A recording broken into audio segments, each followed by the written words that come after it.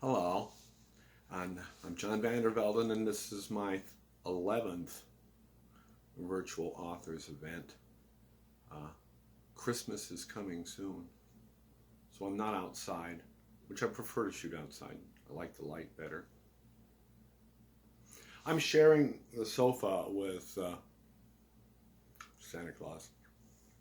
Not that Santa Claus is the most important thing in Christmas, but to remind you that this is the Christmas season.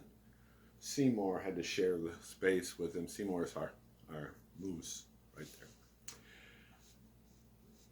There's those that'll tell you that the most important thing you can have, or the most important part of an author writing a book, is talent.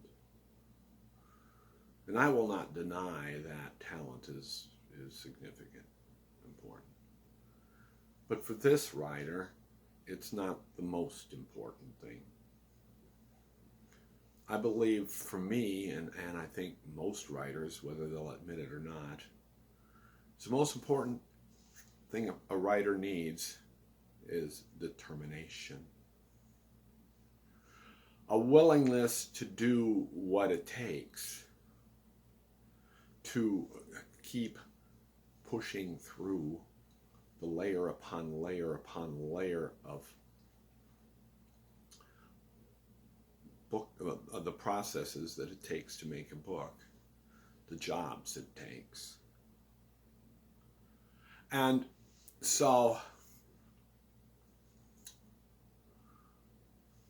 I believe that it takes a bulldog-like tenacity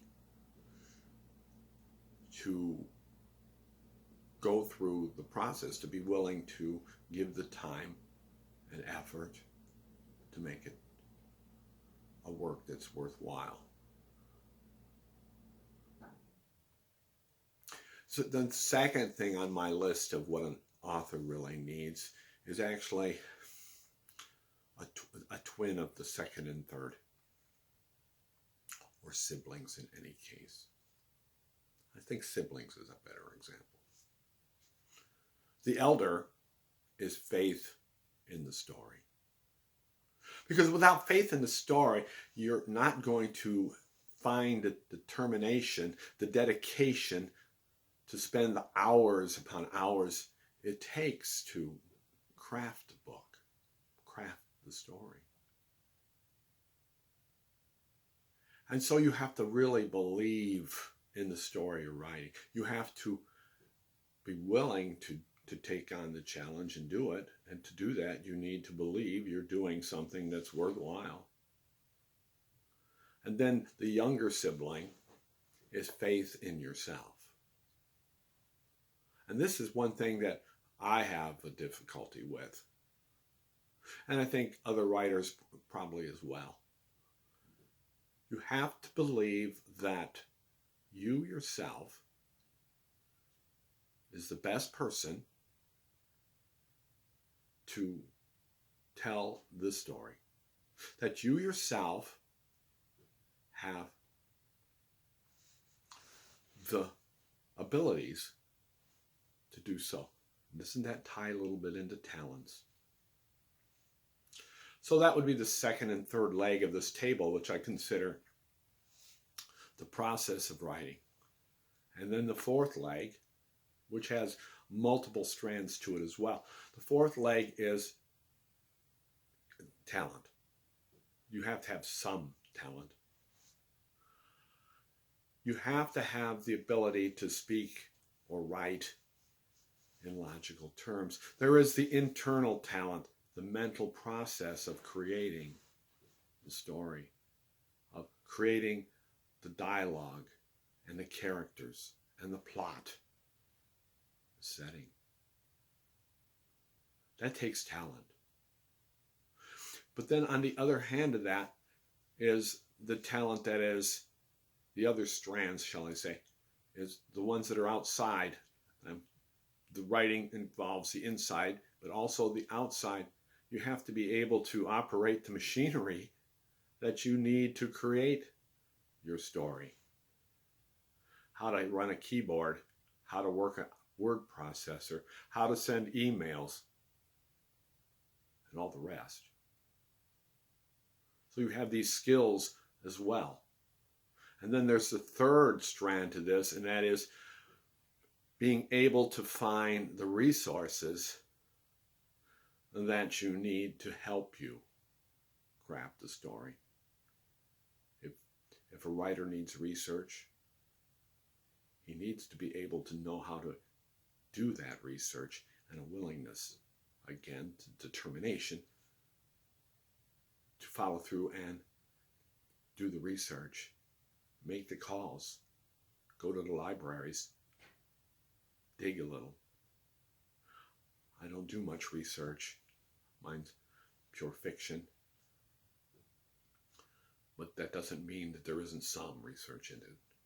And it also means that I have to work with other resources, just as every author does. Editors, writing friends, your family. You reach out to all these resources because they help fill in the gaps. It takes a talent to be willing first to do it, a talent to speak clearly, and a bigger talent to listen to what you're told or understand the words that you read that are there to help you. I'm very fortunate in this area to be working and have worked and continue to with a editor and consultant friend from Ohio. Christina, if you're watching this, say hi. And that has been a blessing to me, to be able to work with someone that has some talent in this area, that can see things that I don't see and point it out. But then again, it becomes a talent that I must be willing to consider, in the very least, what her suggestions are. Pick up the good ones, sift the ones I will not use, and cast them aside. But by and large, I'm amazed at the parts she picks up that I have overlooked. You read through your manuscript time and time again. I've just finished my part of the first review. I've read through it 3 times. And I said, when I started reading the 3rd time, I said, well, I'm just going to read through it real fast because I've been through it twice and there's nothing much I need to do. And I was stunned at how many things I overlooked. And I'm sure there are thousands of little bits and pieces I've overlooked even now. A fresh set of eyes is an important thing to find. Someone you can trust. And that's what I found with Christina.